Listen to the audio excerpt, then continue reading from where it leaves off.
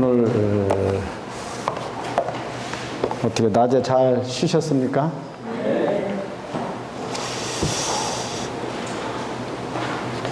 제가 사실 이곳에 올 때는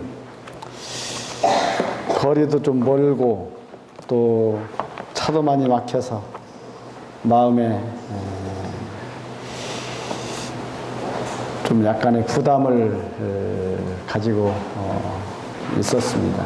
그런데 이곳에 와서 이것저것을 이제 보면서 마음이 좀 달라졌어요. 보니까 동네가 아주 깨끗하고 너무 또 마을의 인심도 후한 것 같고 그래서 참 마음이 좀 좋았습니다.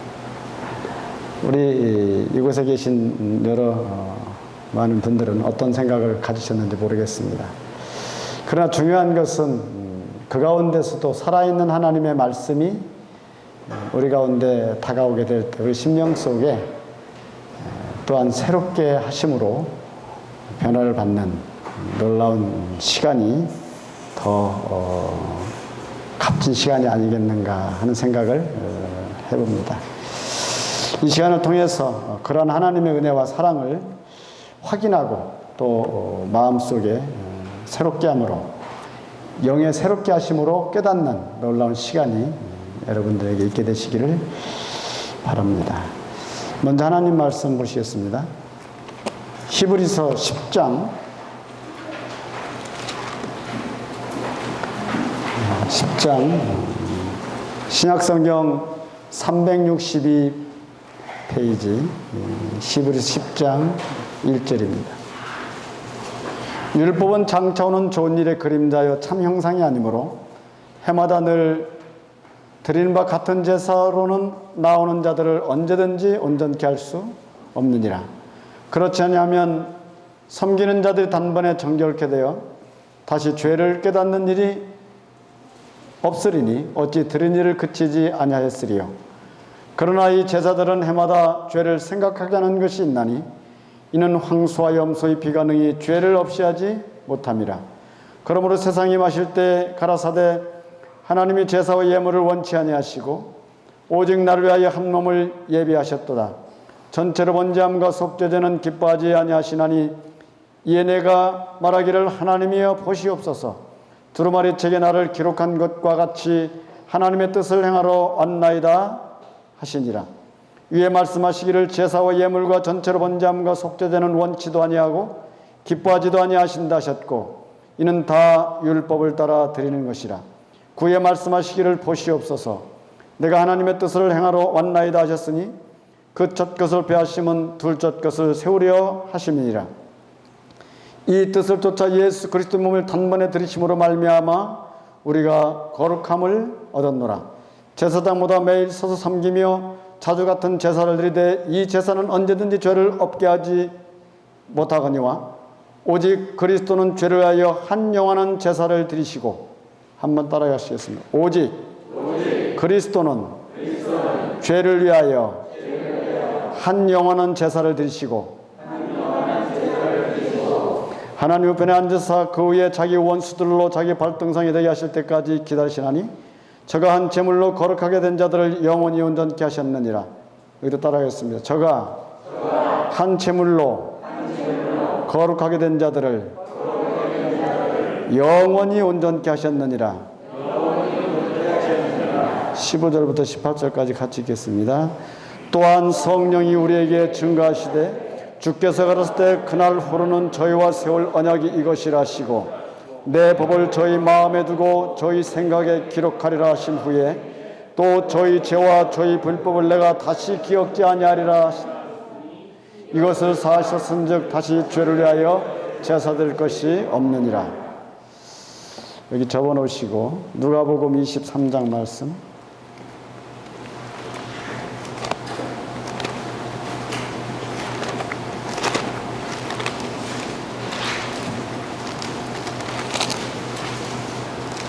누가복음 23장 신약성경 138페이지 33절입니다. 해골이라는 곳에 이르러 거기서 예수를 십자가에 못 박고 두 행악자도 그렇게 하니 하나는 우편에 하나는 좌편에 있더라. 39절부터 43절까지 같이 읽겠습니다.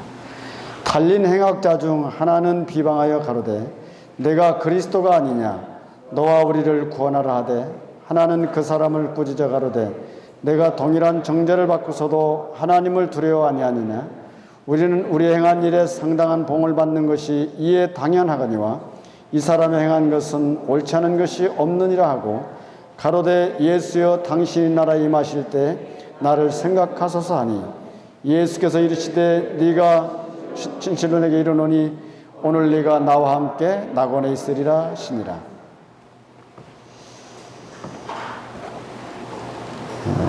우리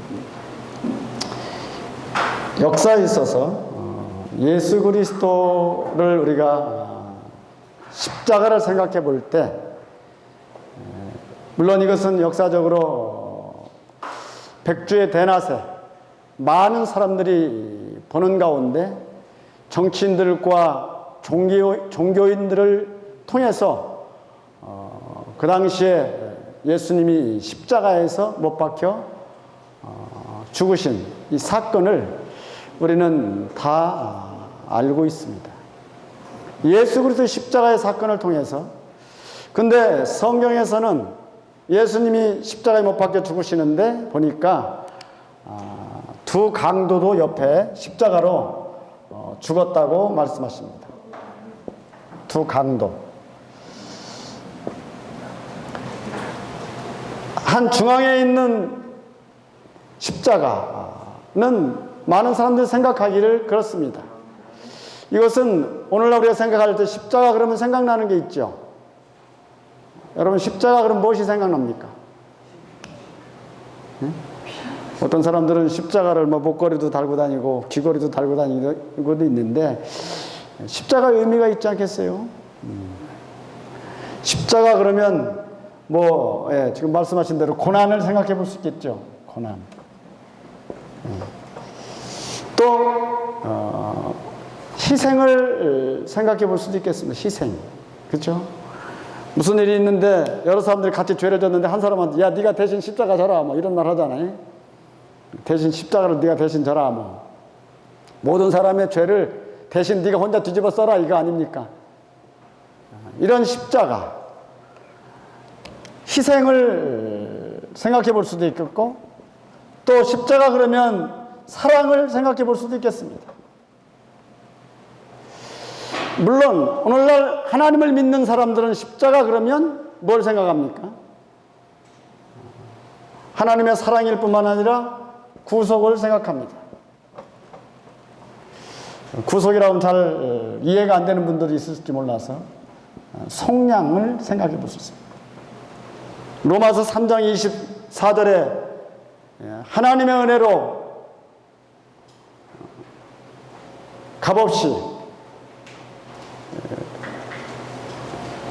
우리의 모든 죄를 속량하시고 의롭다 하신 그런 말씀이 있습니다.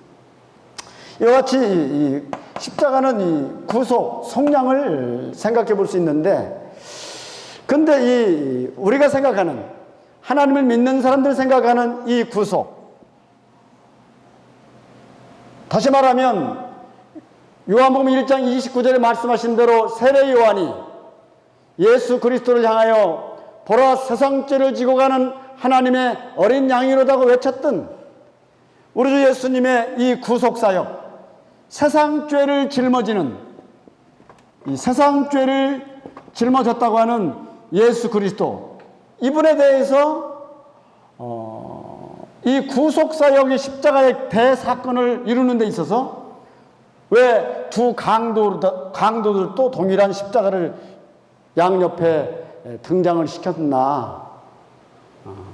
성경의 기록 가운데 특별히 예수님이 십자가에 그 세상 사람들의 모든 죄를 대신 짊어지시고 돌아가시는 사건 가운데 이 두 강도도 예수님과 동일한 모양의 죽음을 우리 가운데 오늘날 성경의 기록을 통해서 계시하시느냐 하는 것을 우리가 생각해 볼 필요가 있다 이 말입니다. 하나님은 하나님을 나타내심에 대해서, 하나님의 계시하심을 나타냄에 있어서 하나님께서 우리 가운데 모든 걸 다 말씀하실 수 없습니다. 그러나 어떠한 부분을 우리가 선거할 때 그렇잖아요. 선거할 때 보면 여론조사 하잖아요. 여론조사. 이번에 누가 엊그제도 국회의원 선거가 있었는데 누가 국회의원이 될 것이냐. 또 요즘 가끔 대통령 인기는 어느 정도냐 그래가지고 여론조사를 자꾸 하잖아요. 근데 여론조사할 때 이 5천만 우리 모든 국민의 한 사람 한 사람을 다 물어봅니까? 안 하잖아요. 그 중에 학계에서 100명, 저 노동계에서 100명, 또 학생들한테 100명, 또 어디서 몇 명 이렇게 샘플링을 해가지고 여론조사를 해가지고 이번에 확률적으로 누가 어떻다 이렇게 나타내는 것처럼 하나님께서도 이 하나님의 구속사역을 나타내심에 있어서 이 두 강도를 예수님의 십자가의 사역 가운데 샘플링을 했다 이 말입니다. 그것도 어느 날 한 하루를,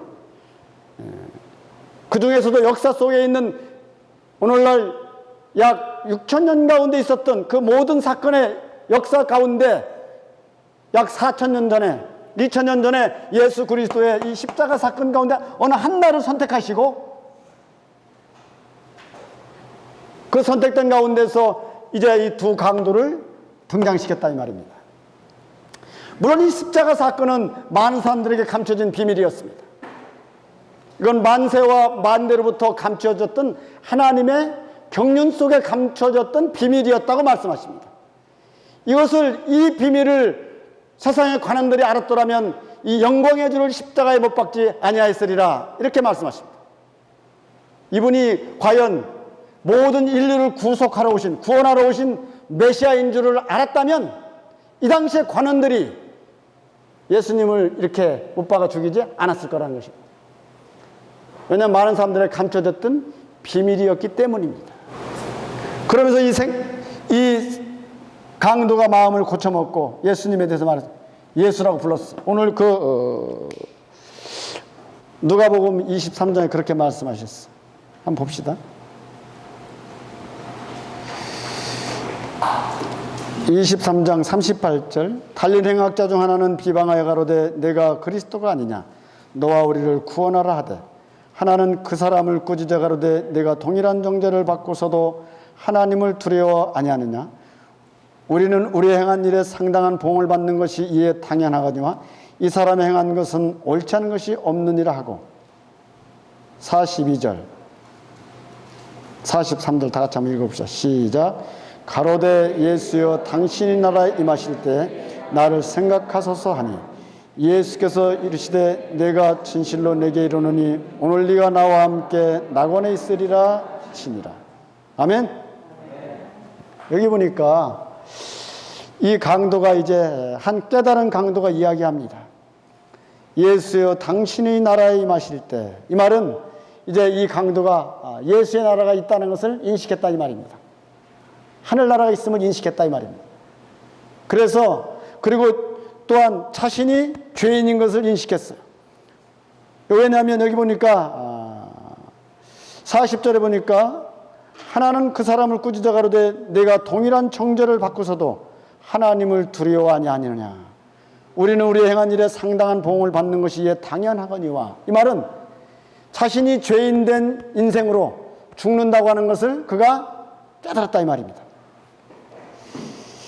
우리가 사실 하나님을 믿으려면요 자신이 정말 연약한 죄인임을 인식할 필요가 있습니다.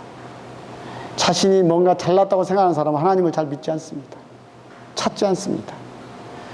또 사람과 사람을 비교해서 내가 좀 뭔가 잘난 것 같이 느껴지면 이 사람은 하나님을 믿지 못합니다. 제가 하나님을 믿을 때 그랬어요. 정말 우리 인간이 나약한 존재인 것을 제가 알았습니다. 제가 뭔가 좀 잘 나간다고 생각이 들고 몸도 좀 건강할 때 제 생각은 그랬어요. 사람들한테 뭐 하나님 믿어야 된다 뭐 어쩐다 그러면은 사람은 마음에는 이 두 가지 마음이 있나 봐요. 하나님을 향하여 찾아가는 그 양심적인 어떤 마음이 있는가 하면 이것을 로마서 3장에서 뭐라고 하냐면 참 1장에서 뭐라고 그랬냐면 하나님을 알만한 것이 저희 속에 있다고 그랬어요. 하나님을 알만한 것이 사람들의 속에는 왜? 하나님의 형상대로 지음을 받아서 우리가 하나님 형상을 닮은 존재들이기 때문에 하나님을 알만한 것이 우리 마음속에 있는 것입니다. 반면에 에덴 동산으로부터 하나님의 그 말씀을 불순종해가지고 선악과를 따먹은 인간의 마음속에는요 하나님을 불신하는 마음이 또한 있습니다. 이 두 가지 마음이 있기 때문에 그런 것 같아요. 여기서도 이 강도가 처음에는 그 불신하는 마음 속에 있다가 이 사실을 깨닫게 될 때 이제 하나님 앞에 이야기하는 것입니다. 그러면서 말하기를 여기 42절의 말씀과 같이 가로되 예수여 당신의 나라에 임하실 때 나를 생각해달라. 여러분 그런 기도 해보신 적 있습니까? 하나님의 나라에 대해서 또 하나님에 대해서 하나님이 나의 모든 것을 주관해 주시고 또한 주의 성령께서 나의 모든 것을 깨닫게 하시고 알게 해달라고 간구해 본 적 있으십니까? 저는 그런 기도를 많이 했어요. 그 당시에 제 몸이 어렵기도 했고 여러 가지 어려움이 있었는데 산다고 하는 것에 대해서 생각해 보면서 하나님 앞에 간절한 기도를 한 적이 있어요. 그러면서 이제 제 마음속에 전능하신 하나님, 전지하신 하나님, 만물을 창조하신 하나님, 모든 것을 나를 다 하신 하나님, 그 하나님께서 이제 주의 영으로 말미암아 주의 성령으로 우리 가운데 나타내시고 역사하신다고 하는 이 성령 시대라고 말씀하시는데 주의 성령께서 내 영혼을 사로잡으시고 나에게 깨달음을 주셔서 그 하나님으로 말미암아 나의 모든 것들을 내 영혼을 사로잡아 주시고 알게 하시고 깨닫게 해달라고 간절히 기도했어요. 그때 하나님께서 어느 날 저에게 말씀으로 임재하셨습니다. 이건 놀라운 일이었어요. 획기적인 일이었습니다. 요즘 하나님 믿는다고 하면서도요 지식으로 접근하는 사람들은 또 학문으로 접근하는 사람들은 진정한 예수를 믿을 수 없습니다. 마음속에 참된 진정한 예수를 믿는 것과 믿지 않는 것의 차이는 어디에 있느냐 이런 것입니다. 그 영혼의 참된 자유함을 얻는 것입니다. 근데 이 지식으로 아는 사람들은 지식을 알아가는 기쁨은 있을지 모르지만 이것은 지극히 제한적이고 한시적입니다. 물론 고린도 5장 17절에 있는 말씀과 같이 누구든지 그리스도 안에 있으면 새로운 피조물이라. 한번 따라해보죠. 누구든지 그리스도 안에 있으면 새로운 피조물이라. 이전 것은 지나갔으니 보라 새 것이 되었도다. 그렇게 믿으십니까? 이전 것이 지나갔다고 믿으십니까? 제가 하나님 앞에 그렇게 기도했어요. 그때 주님 앞에 새로운 것으로, 새 영으로, 새 노래로 주님을 찬양하게 됐고 구원의 확신 가운데 들어갔습니다. 이것이 참으로 마음속에 놀라운 변화였어요. 오늘 여기 보니까 이 강도가 예수 그리스도 앞에 그렇게 간구하고 있는 것입니다. 예수여 당신의 나라 임하실 때, 당신의 나라 임하실 때 나를 생각하소서. 강도가요, 이 사람은 자기를 돌아보니까 정말 자기는 못된 놈이었어. 조금 전까지만 해도 예수님에 대해서 비방했어요. 근데 놀라운 것은 네가 예수의 나라에 대해서 그 마음속에 인식하는 순간 자신이 정말 그분 앞에 설 수 없다는 걸 알게 됐어요. 그래서 이렇게 얘기한 거예요.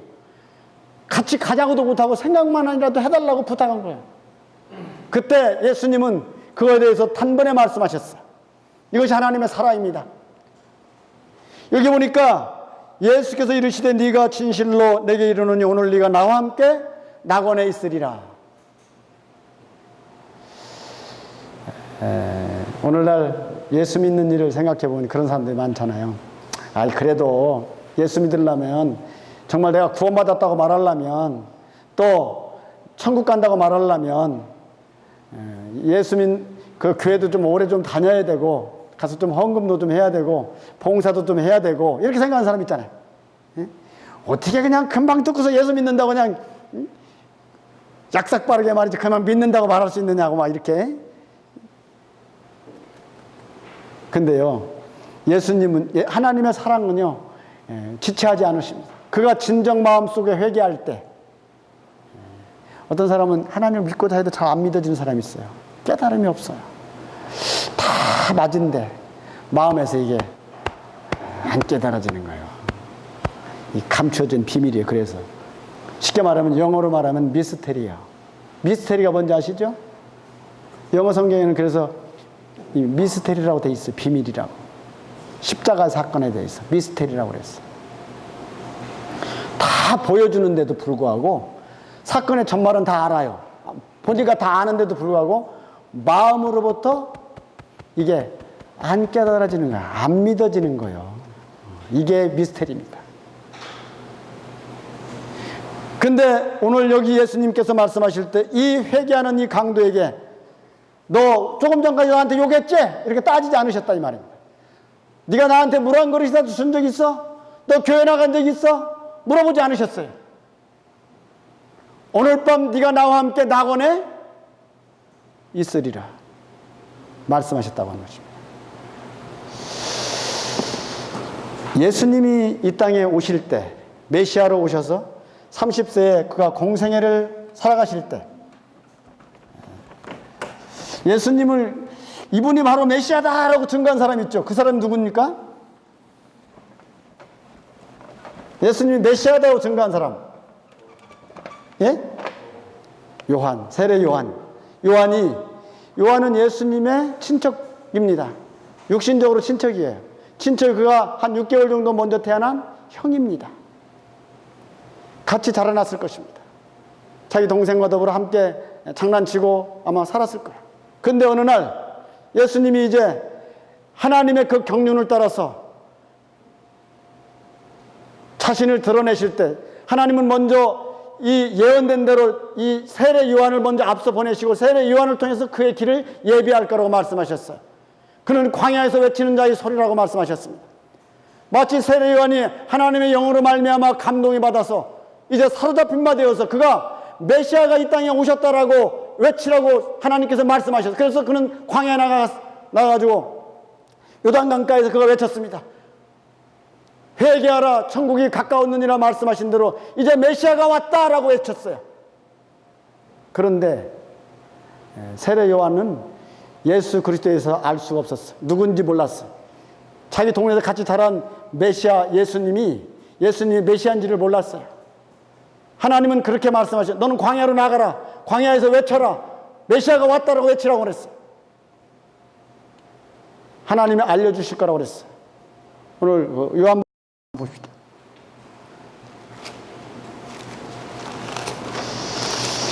이 사실을 오늘날도 마찬가지로 세례 요한과 같이 외치는 이 외침에 대해서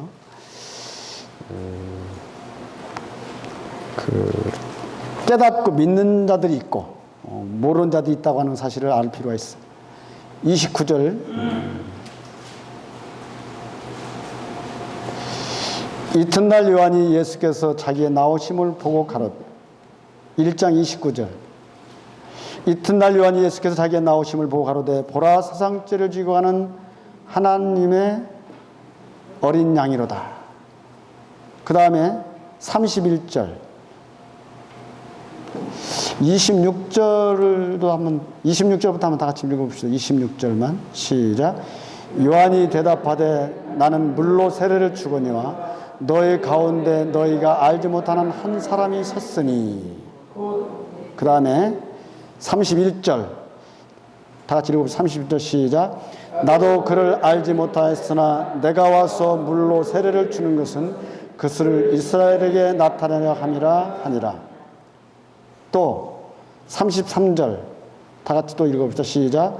나도 그를 알지 못하였으나 나를 보내어 물로 세례를 주라 하신 그이가 나에게 말씀하시되 성령이 내려서 누구에든지 머무는 것을 보거든 곧 성령으로 세례를 주라 하는 이인 줄 알라 하셨기에 내가 보고 그가 하나님의 아들이심을 증거하였노라 하니라. 여러분이니까 세례 요한도 예수님이 메시아인 줄 알았어요, 몰랐어요? 몰랐다. 몰랐어요. 그에게 언제까지 몰랐어요? 성령이 계시되기까지 몰랐다 이 말입니다. 오늘날 우리도 마찬가지예요. 오늘날 예수님에 대해서 말씀을 듣고 하지만요, 그가 진정 나의 구원자 메시아라고 하는 사실을 내 마음속에 성령이 임재하기까지는 모르는 것입니다. 머리로 이해는 할 수 있어도 몰라요. 정말 나의 메시아다. 여기도 보니까 세례 요한이 나도 그를 알지 못하였으나 하나님께서 세례 요한에게 가르쳐 주신 건 그것이에요. 이 많은 사람들 가운데 있는데, 사람들이 서 있는데 왜 많은 사람이 나왔느냐? 세례 요한이 그렇게 외쳤어요. 메시아가 왔다라고 외쳤어요. 그렇기 때문에 그 당시에 이스라엘 사람들이 그 메시아가 누군가 싶어가지고 다 구경으로 나왔다 이 말입니다. 구경으로 나왔어. 근데 세례 요한이 외치기를 너희들 중에 내가 알지 못하는, 하나님께서 나에게 말씀하시기를 너희들 가운데 내가 알지 못하는 한 사람이 섰는데 그 위에 하늘로부터 성령이 비둘기같이 내리는 사람이 있는데 그가 바로 메시아라고 나더러 증거하라고 했다는 것입니다. 근데 세례 요한이 보니까 많은 사람, 누가 메시아인가 세례 요한은 주시하고 있는 것입니다. 큰 소리를 외치면서 누가 메시아일까 주시하고 있었어요. 근데 마침 그 가운데서 어떤 한 사람이 섰는데 보니까 자기 동생이야. 자기 친척의 동생이야. 보니까 그 성령이 비둘기같이 그 머리 위에 딱 머무르는 사람이 하나 딱 있었어. 참 이 세례 요한의 놀라운 믿음입니다. 자기는 그래도 메시아 그러면 다른 사람은 생각할 수도 있잖아요. 근데 하필이면 자기 동생이야. 그 후에 성령이 비둘기같이 딱 임하는 걸 보고서 침례 요한이 바로 이분이 바로 메시아다라고 외쳤다 이 말입니다. 오늘날 우리가 예수님에 대해서요, 나는 과거에 무시하고 그렇게 했다 할지라도 하나님께서 이 하나님의 말씀을, 계시된 말씀을 통해서 우리에게 가르쳐 줄 때, 아, 이분이 바로 나를 구원해 주시기 위한 메시아구나. 이걸 내가 믿음으로 세례 요한과 같이 깨닫는 것이 참 중요합니다. 근데 말씀은 말씀이고 나는 나요. 믿음이 없을 때 그렇게 된 것입니다. 그러나 하나님께서 이와 같이 메시아를 우리 가운데 보내주기까지 우리 주님은 역사를 통해서 말씀하시고, 또한 그 역사 가운데 하나님께서는 우리의 모든 죄를 다 사하시기 위해서 먼저 인간이 죄인됨을 가르쳐 주시려고 율법을 먼저 주셨어요. 모세를 통해서 우리에게 율법을 주시고, 이 율법을 통해서 제사법을 오늘 히브리서 10장을 통해서 우리 가운데 말씀하고 있다고 하는 것입니다. 우리 히브리서 10장 한번 보시죠.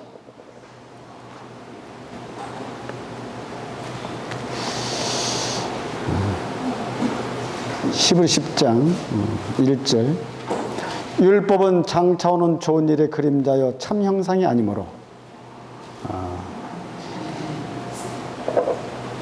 요한복음 1장 29절에 말씀하신 것처럼 보라 세상죄를 지고 하는 하나님의 어린 양이로다 말씀하신 것과 같이 어린 양으로 오셔서 세상죄를 어느 날 어떤 사람이 와가지고 내가 세상죄를 다 짊어지고 죽는다 이렇게 말하면 사람들이 이상하게 생각할 수 있잖아요. 그래서 하나님께서는 이 구약에 모세를 통해서 이 율법을 주셨는데, 제사법을 주셨는데 바로 이제 짐승을 잡아서 드리는 제사법을 주셨다 이 말입니다.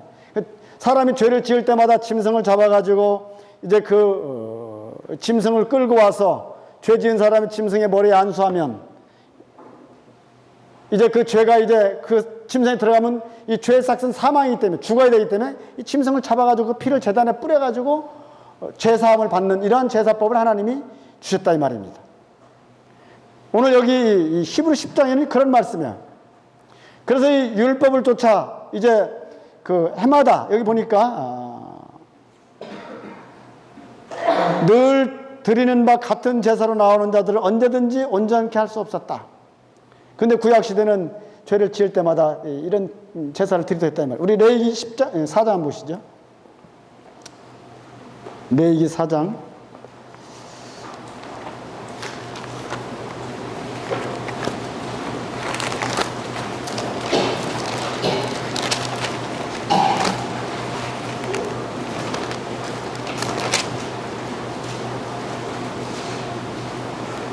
사장 27절부터 32절입니다. 만일 평민의 하나가 여호와의 금령 중 하나라도 부지 중에 범하여 허물이 있었다가 그 범한 죄에 깨우침을 받거든 그는 흠없는 암염소를 끌고 와서 그 범한 죄를 인하여 그것을 예물로 삼아 그 속죄제 희생의 머리에 안수하고 그 희생을 번제소에서 잡을 것이요 제사장은 손가락으로 그 피를 찍어 번제단 뿔에 바르고 그 피 전부를 단 밑에 쏟고 그 모든 기름을 화목제 희생의 기름을 취한 것 같이 취하여 단 위에 불살라 여호와께 향기롭게 할지니 제사장은 그를 위하여 속죄한즉 그가 사함을 얻으리라. 여기 보니까 어떤 평민 중 뭐 위에는 22절은 족장 중 뭐 여러 사람들 쭉 이야기하고 있어요. 그냥 모든 사람을 말하는 것입니다. 결과적으로 죄를 범할 때마다 이제 짐승 한 마리를 끌고 와가지고 제사장을 끌고 와서 이제 그 제사장이 이제 그 짐승을 잡아가지고 피를 제단에 뿌려가지고 죄사함을 받는 이 구약의 율법의 짐승을 잡아들인 율법의 제사를 드렸다 이 말입니다. 그럴 때마다 이제 내가 무슨 죄를 지었으면 그래요. 이제 하나님 말씀하신 대로 양을 한 마리 끌고 옵니다. 끌고 와가지고 이제 제사장 앞에 끌고 와서 양에게 이제 안수해서 안수한다는 것은 유임한다, 넘긴다는 의미가 있어요. 그래서 죄를 넘겨주면 죄의 삭은 사망이니까 죽어야 되니까 내가 죽으면 지옥 가니까 하나님께서 짐승을 대신 낫게 시켰단 말이에요. 짐승을 잡아가지고 그 피를 제단 앞에 뿌려가지고 이제 죄 사함을 받는. 그러다가 돌아가서 또 이제 살다가 또 죄를 또 져. 그러면 또 다시 짐승을 잡았단 말이에요. 이런 반복하는 이 율법의 짐승을 잡아들인 제사를 드렸다 이 말입니다. 근데 오늘날도요, 교회 다니는 사람들 중에서 구약시대에 마치 율법의 제사를 드린 것처럼 이런 제사를 드린 사람들이 있어요. 지금은 이제 짐승을 안 드리고 뭘 드리느냐? 입으로 드려. 입으로. 그래서 이걸 일명 회개라고 그래. 회개. 그것도 성경에서 말하는 회개가 아니고 이런 회개. 이런 회개. 이런 회개를 한다고. 그러니까 오늘 내가 죄를 몇 가지 졌는데 새벽에 나가서 뭐 이런 데도 졌고 이런 데도 졌고 내가 오늘 남편에 대해서 되게 욕을 했는데 하나님 정말 잘못했습니다. 뭐 이런 거. 또 뭐 시어머니를 오늘 욕했는데 뭘 잘못했습니다. 뭐 이런 거. 또 이웃집 사람하고 싸웠는데 잘못했다. 뭐 이런 거. 이런 회개를 한다고, 회개. 성경에서 이런 회개를 말씀하시지 않았어요. 네? 성경에서 말하는 회개는 이겁니다. 돌이킬 회, 고칠 게. 뭐 죄를 낱낱이 하나하나 다 뭐 계산해가지고 이렇게 하는, 자기가 지은 죄를요 일일이 다 고백할 수 없어요. 생각나지도 않아요. 이 회개 고쳐먹는 거예요. 고쳐먹는 거. 사람들은 죄인임을 깊이 인식해야 된다고 자꾸 얘기하는데 죄인임을 깊이 인식하는 그 죄가 무슨 죄인지 아십니까? 요한복음 16장에 보면 그렇게 말씀하셔요. 죄에 대하여라 하면, 한번 따라해. 죄에 대하여라 하면 저희가 나를 믿지 아니하며, 바로 예수님을 부정하는 게 죄예요. 아시겠어요? 하나님의 사랑을 거절하는 게 죄라 이 말입니다. 죄에 대하여라 하면 하나님의 사랑을 믿지 않는 게 죄요. 물론 뭐 나쁜 짓 하는 것도 다 죄지만, 그러나 그래서 이런 회개를 사람들은 자꾸 죄의 관점을 그렇게 생각하니까 자꾸 그런 거예요. 내가 지금까지 창조주 하나님을 거절하고 내 마음대로 살아간 것이 얼마나 하나님 앞에 나쁜 놈인가 인식하는 거, 이게 정말 죄라 이 말이에요. 이게 진정한 회개예요. 이와 같이 오늘날 많은 사람들이 죄지면 그냥 교회 가서 입으로, 옛날엔 짐승을 잡았는데 구약시대에 죄를 지을 때마다 하나님께서 이런 연습을 시켰어. 왜? 인간이 하나님 앞에 이와 같이 죄인된 연약함을 알게 하시고 또 죄 용서함이 어떠함을 알게 하시려고 계속해서 사람을, 메시아를 오시기 전에 이런 메시아가 와서 한 번에 단번에 모든 죄를 다 용서하신 사건을 가르쳐 주시려고 이런 연습을, 짐승을 대신 잡는 일을 계속 하셨다 이 말이에요. 근데 구약의 이스라엘 백성들 가운데요, 마음이 교만한 생각이 들어간 사람들이 있어요. 그래가지고 에이 이번에 죄지면 또 가서 그냥 짐승 한 마리 잡지 뭐, 이런 생각하는 사람도 있었단 말이야. 이거에 대해서 이사야서 1장에 뭐라고 하냐면, 너희들이 이 짐승을 잡아서 나에게 하나님 앞에 드린다고 이 짐승을 날마다 가져오는데 나는 그 짐승 잡는 거 피에 냄새도 맡기도 싫고 가져오지 말라고 내 마당만 밟는다고 그랬어. 왜? 그들 마음이 교만해져 있었기 때문에, 짐승의 피를 흘리는 그 의미를 모르고 있었기 때문에. 오늘날 많은 사람들이 그래서 아침에는, 새벽에는 참 하나님 앞에 깨끗한 의인이 되었다가 저녁 때는 또 죄인이 되잖아, 금방. 왜? 또 죄를 또 졌으니까.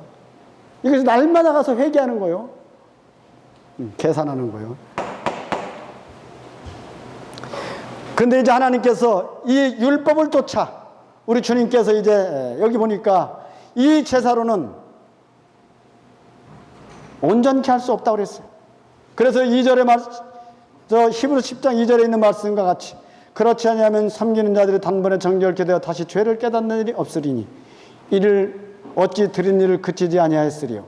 그러나 이 제사들은 해마다 죄를 생각하는 것이 있나니 이는 황소와 염소의 피가 능히 죄를 없이 하지 못함이라. 그러므로 세상에 임하실 때 가랐을 때 하나님이 제사와 예물을 원치 아니하시고 오직 나를 위하여 한 몸을 예비하셨도다. 전체로 번제함과 속죄제를 기뻐하지 아니하시나니 이에 내가 말하기를 하나님이여 보시옵소서, 두루마리 책에 나를 가르쳐 기록한 것과 같이 하나님의 뜻을 하러 왔나이다 하시니라. 여기 보니까 이 제사들은 죄를 생각하게 하는 것이 있었다. 죄를 생각하게 했다 이 말이에요. 왜? 짐승을 잡을 때 가만히 보니까 짐승이 눈을 꾸먹꾸먹 하고 있다가 그냥 제사장이 그냥 칼로 팍 찌르니까 그냥 팍 피를 흘리고 그냥 소리지르다 죽는단 말입니다. 그러니까 짐승이 소리지르다 죽는 걸 보면서 그 죄진 사람이 무슨 생각을 했겠어요? 저 죄 없는 것이 나 때문에 저렇게 죽을 때 양심적으로 그런 마음이 있었다 이 말. 이것이 이제 그 얘기입니다. 근데 나중에 이스라엘 백성들이 타락하니까 그런 양심의 깨달음도 없었다 이 말이에요. 그래서 하나님께서 내 바닥만 밟지 말라고, 오지 말라고 그랬다 이 말이에요. 그 짐승 끌고 그만와라. 제가 몇 달 전에요, 그 시골에 어떤 그 할머니한테 복음을 전하러 갔는데요, 이 할머니가 90세가 된 분이에요. 90세가 된 분인데 그 교회를 지금 한 50년 이상을 다니셨어. 새벽마다 가서 새벽 기도를 하셔요. 근데 거기에서 매일같이 이제 회개하라고 이렇게 하는 분들이 있어요. 이 권사님 마음속에 그런 마음이 있는 거라, 나는 천국에 가고 이제 자기는 연세도 많고 그래 천국에는 꼭 가야 쓰겠는데 천국에 갈 확신이 없어요. 그래서 맨날 왜 그러냐면 가서 새벽에 가서 이제 새벽 기도를 하고 오면 마음이 좀 후련해. 아, 오늘 죽으면 천국에 갈 수 있겠다 싶었는데 다음 날 되면 또 아니요. 그럼 또 이제 근데 이 노인 양반이요, 걸음걸이도 시원찮아가지고 저 요즘 유모차처럼 생긴 거 끌고 다니는 거 있잖아요. 그걸 끌고 막 걸음걸이 이래 이렇게 끌고 이렇게 허리 좀 구부정해. 이렇게. 우리가 걸어가면 10분이면 걸어갈 거리를 이 양반은 2시간을 걸어가야 되는 거예요. 매일마다 2시간씩 걸어서 교회 가서 회개하는 거야. 새벽에. 새벽 2시에 일어나신대. 2시에 일어나가지고 2시간 동안 걸어가면 4시 된대. 4시 되면 가서 이제 새벽 기도 하는 거야. 매일같이 노인 양반이 그건 뭐 성도도 별로 없다더라고. 4명인가 5명밖에 없대요. 교회 재정도 책임지고 있다고, 이 할머니가. 그렇게 가가지고 기도하고. 아이 50년 동안 교회를 다니셨는데 성경도 아주 너무 잘 알아세요. 박사야, 성경 박사야. 탁탁 대면 탁탁 알아들었어요. 노인 양반이. 그래가지고 이 양반한테는 뭐 다른 얘기를 길게 갈 필요가 없겠더라고. 그냥 딱 한 구절 찾았어. 히브리서 한번 봅시다. 9장 12절 말씀. 다 같이 읽어봅시다. 12절 시작. 염소와 송아지의 피로 아니하고 오직 자기 피로 영원한 속죄를 이루사 단번에 성소에 들어가셨느니라. 이 말씀 됐어요. 할머니, 구약시대에는 죄를 지면 어떤 제사를 드렸죠? 그랬더니 짐승의 제사를 드렸지. 딱 아시더라고. 그 정도 알면 뭐 이 할머니가 대단히 많이 하는 거예요. 짐승 잡아가지고 피해 제사를 드렸지. 그러시더라고. 그래요. 여기 보니까 염소와 송아지 피 나오네. 그랬더니 그렇디야. 오늘날은요. 그랬더니 예수님이 십자가로 죄를 용서하셨지. 그러시더라고. 아, 그것도 아셔. 그런데 천국 가요, 지옥 가요? 아이고, 내가 부족해서. 그러시더라고. 그러면 여기 말씀은 다시 한번 봅시다. 구약시대는 염소와 송아지의 피인데, 그러니까 여기 염소와 송아지의 피로 아니하고 오직 자기 피로. 이 자기 피가 누구 피야? 그랬더니 예수님 피. 그러시더라고. 어지간한 젊은 사람들보다 더 똑똑해, 더 잘 알으셔. 자기 피. 그러니까 자기 피니까 내 피? 이런 사람도 있잖아. 여기 자기 피가 바로 예수님 피요. 예수님 피. 그러시더라고. 예수님 피. 맞아. 예수님 피. 예수님 피로 그 다음에 영원한 속죄를 이루사. 영원한 속죄가 뭐예요? 그랬더니 영원히 죄를 용서하신 것이지. 그러시더라고. 그래서 제가 그러면 영원한 속죄를 이뤘으면은 영원히 죄를 용서하셨다는 얘기네? 맞디야. 그럼 천국과 지옥과. 그랬더니 지옥까지. 왜요? 그래. 내가 부족해서. 내가 부족하대요. 그러면 다시 한번 봅시다. 영원한 속죄가 뭐요? 그랬더니 영원히 죄를 용서하신 것이지. 누가? 예수님이. 그러더라고. 뭘로? 예수님 피로. 그러면 천국과 지옥과. 지옥까지. 왜? 부족해서.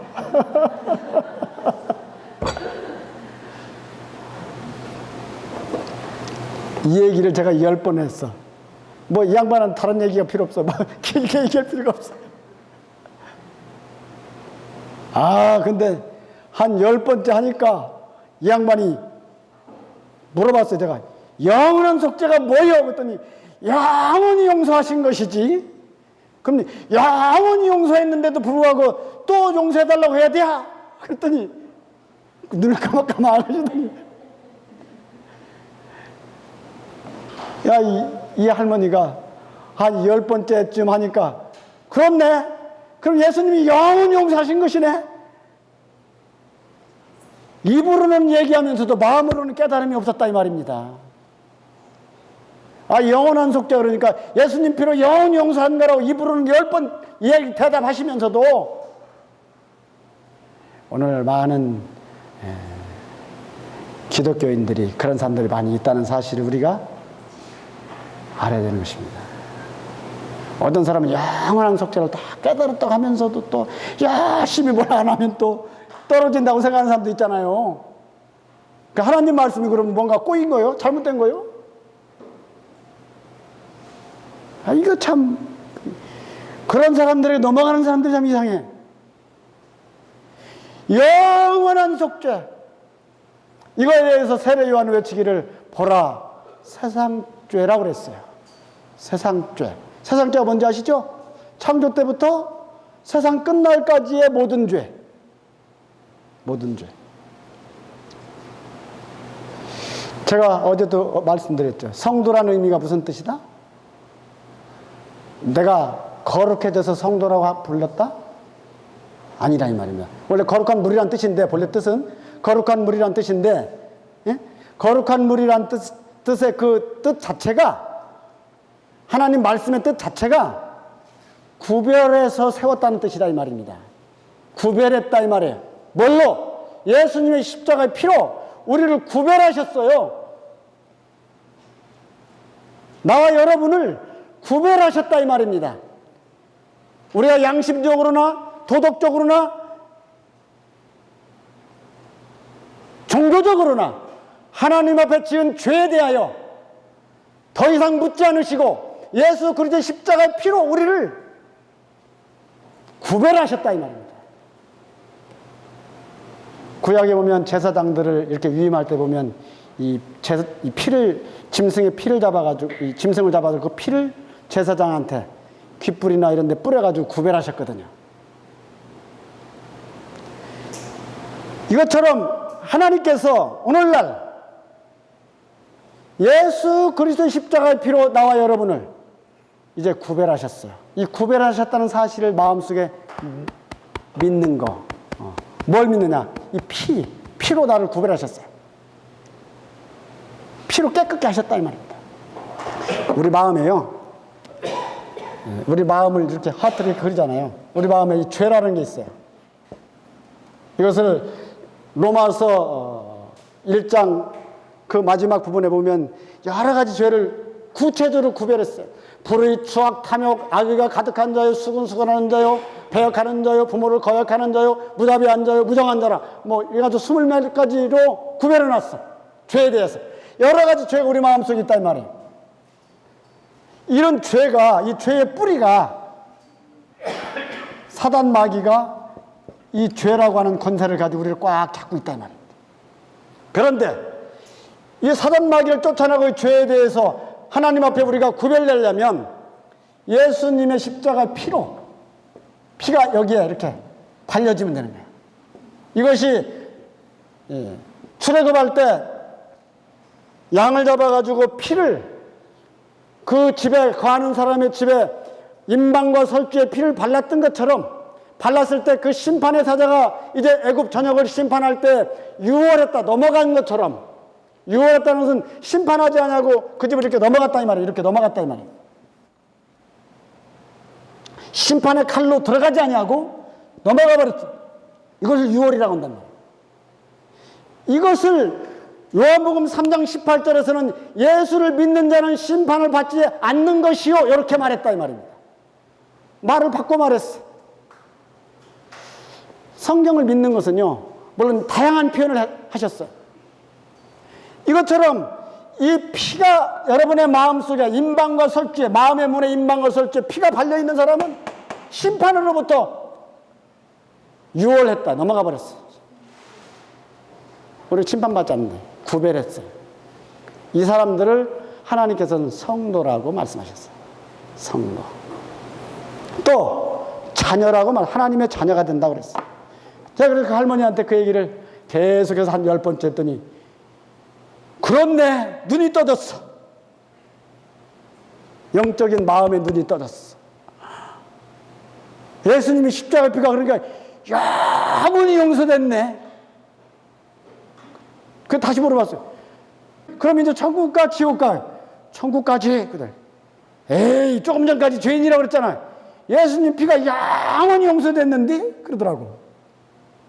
영원히 용서됐다 이 말이에요. 지금도 전화 걸어서 물어보면 자기 따님이 물어보면 어머니 천국 가 지옥 가? 그러면 야 그거 있잖니 그거 영원한 속죄 그거 있잖아. 그렇게 얘기하신다고. 영원한 속죄. 사람들은요 어떤 경우는 자기 손에 쥐고도 뭘 찾잖아. 어디 갔는지 뭐. 애기 없고 애기 어디 갔는지 찾는 경우도 있잖아. 그죠? 아, 애기 없고 애기가 어디 갔는지 막 찾으러 다니는 사람이 있다니까? 그것처럼 예수님의 십자가, 예수님을 믿으면서도 응? 구원에 대해서 찾으러 다니는 사람이 있다 이 말이야. 이게 깨달아야 돼. 오늘 여기 히브리 10장에 그렇게 말씀하셨어. 10장 10절 다 같이 읽어봅시다. 히브리서 10장 10절 시작. 이 뜻을 쫓아 예수 그리스도의 몸을 단번에 들이심으로 말미암아 우리가 거룩함을 얻었노라. 거룩함을 얻었어. 단번, 한 번, 두 번이 아니야. 이래로 끝났어. 그래서 우리가 이 회개에 대해서도 요즘 말들이 많잖아. 회개, 그러면 한 번 회개했으면 회개할 필요 없다, 어쩌고. 그럼 회개할 필요 없다면 이단이다, 뭐 어쩌고. 그게요, 이 영원한 속죄에 대해서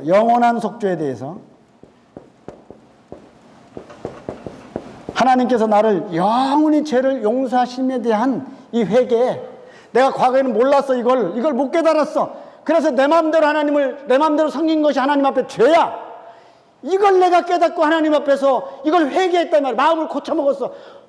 지금까지 내 생각대로 하나님을 섬기다가 이게 아니구나. 그래서 마음을 돌이키는 이 회개는 한 번만 하면 돼.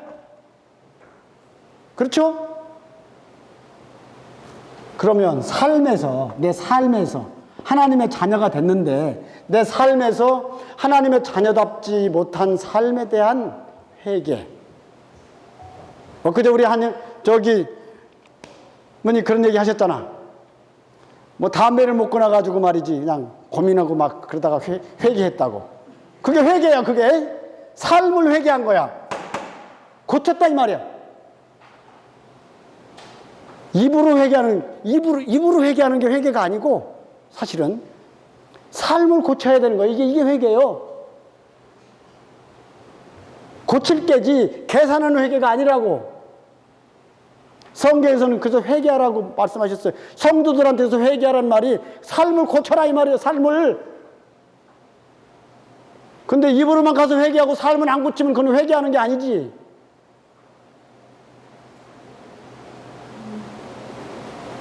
물론 마음으로 믿어 의에 이르고 입으로 시인하여 구원에 이르느니라 말씀하신 것처럼 입으로 시인한다는 것은 삶을 고치는 걸 말하는 것입니다. 마음에서 믿어서, 먼저 마음에서 믿어줘야지.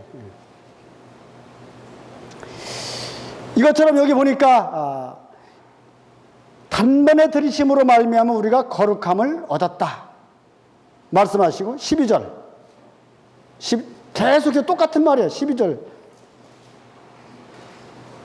오직 그리스도는 죄를 위하여 한 영원한 제사를 드리시고, 그 다음에 14절 다 같이 읽어봅시다. 14절은 시작. 저가 한 제물로 거룩하게 된 자들을 영원히 온전케 하셨느니라.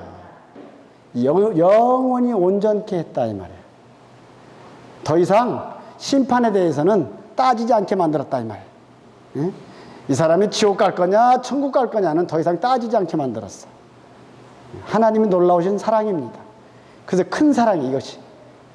그 큰 사랑을 인하여 너희가 믿음으로 말미암아 구원을 얻었나니 이것이 너에게서 난 것이 아니요 하나님의 선물이라. 하나님의 선물입니다.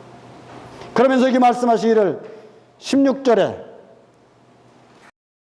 다 같이 읽어보시죠. 시작. 주께서 가라사대 때 그날 후로는 저희와 세울 언약이 이것이라 하시고 내 법을 저희 마음에 두고 저희 생각에 기록하리라 하신 후에, 여기 보니까 그날 후로는 저희와 세울 언약이 이것이라 하시고 내 법을 어디에 둔다?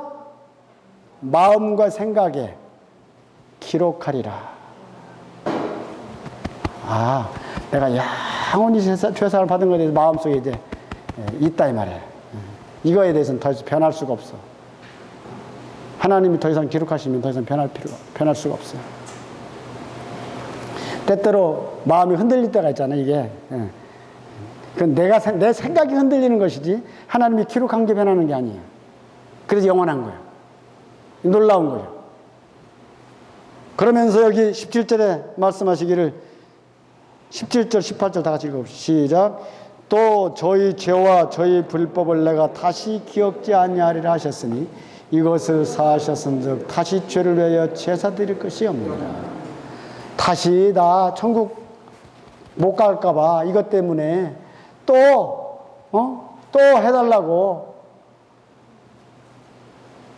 이것이 갈라디아서 성도들이 잘못 알고 때때로 오해하는 사람들, 율법주의자 잘못하는 사람도 있었기 때문에 갈라디아 사람들아, 십자가가 너희 눈앞에 밝히 보이거늘 누가 너희들을 꾀더냐.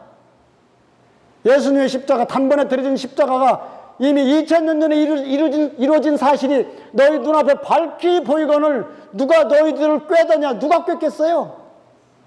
사단 마귀가 마음을 자꾸만 혼돈시키는 거예요. 네가 구원 받았다고 하면서도 어떻게 또 그렇게 살아. 그러면서 이렇게 참 놀라운 것은 하나님은 한번 이 사랑을 우리에게 주셨으면 이 영원한 사랑, 이것이 참 그래서 은혜인 거예요. 이게 은혜예요. 이 사랑 속에 우리가 주님을 섬기며 살아가는 놀라운 은혜가 오늘 말씀을 듣는 모두에게 하나님 앞에서 있게 되시기를 바라고, 주의 은혜와 축복이 있게 되시길 바랍니다. 사실 하나님의 큰 사랑의 이 축복이요, 은혜의 축복이 뭐 사업 잘 되고 뭐 건강 좋아지고 뭐 이런 것들이 그게 사실은 큰 축복이 아니고요. 물론 그것도 뭐 복일 수도 있어요. 예수 믿어서 뭔가 잘 될 수도 있습니다. 근데 또 예수 안 믿는 사람도 또 잘 되는 사람도 많더라고, 그건. 근데 또 하나님의 자녀는 하나님 자녀들 하나님이 또 그런 복도 주셔요. 저는 그렇게 믿습니다. 그러나 중요한 것은 성경에서 말하는 이 참된 축복은 뭐냐? 영원히 구원받는 것입니다. 영원한 속죄에 대해서 하나님의 은혜를 알고, 이제 내가 요한복음 1장 12절에 있는 말씀과 같이 영접하는 자 곧 그 이름을 믿는 자들에게는 하나님의 자녀가 되는 권세를 주셨으니, 내가 하나님 자녀가 됐구나. 이 놀라운 사실을 하나님 앞에 알고 믿음으로 사는 여러분이 되시기를 바랍니다.